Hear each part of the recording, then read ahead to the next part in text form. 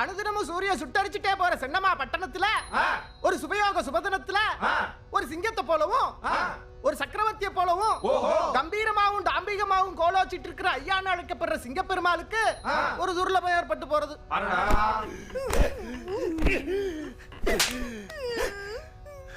அது தினமே அசகாய சூரத்தனமும் நிரம்ப வீரமும் பேருக்கொத்த சாத்வீகமும் சமயோஜிதமும் ஒருங்கே கொண்ட பசுபதிங்கிற நரனோட நாவல காக்கைய வாகனமா கொண்ட சனி பகவான் அன்னைக்கு கால வேளையில வந்து அமருகின்ற காரணத்தினால அவன் சொல்லுவான்,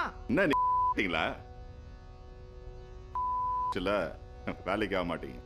அவ்விடத்திலேயே அசுரகுலத்துல ஒரு விபீஷணனை போலவும் இரண்யன் வயித்துல வந்து ஒரு பிரகலாதனை போலவும் பாம்பண்ணும் பழுதுண்ணும் பேதம் புரியாதனாவும் பாலுண்ணும் கல்லுண்ணும் பகுத்தறியாதனாவும் ஒருத்தன் சப்பையா. சுருக்கமா சொன்னா ஒரு பியூட்டிஃபுல் பாய். இது வரைக்கும் என்ன பண்ணிருக்கான், இனிமே என்ன பண்ணுவான்? எல்லாம் பண்ணுவேன்.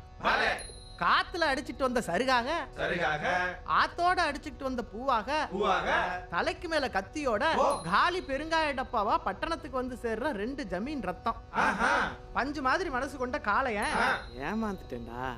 அம்புட்டு வயலும் அப்பனை ஏச்சுட்டானோயா. பட்டாசு நாக்கு கொண்ட கொடுக்காப்புளி. ஓனாய் கூட்டத்துல ஒரு ஆட்டுக்குட்டிய போலவும் கள்ளிச்செடியில பூத்த ஒரு பூவை போலவும் எத்த தின்னா பித்தந்தெளியணும், எண்ணத்தை குடிச்சா கஷ்டம் கரையணும், தான் விதிய நொந்தாலும் காலத்தை ஓட்டுறா சுப்பு. எப்படி சொல்றியா நீ?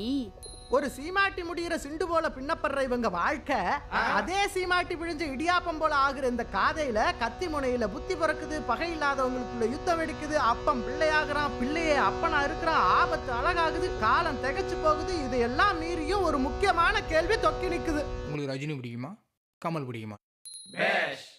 டிங் டங் டிங் டங் டிங் டங்.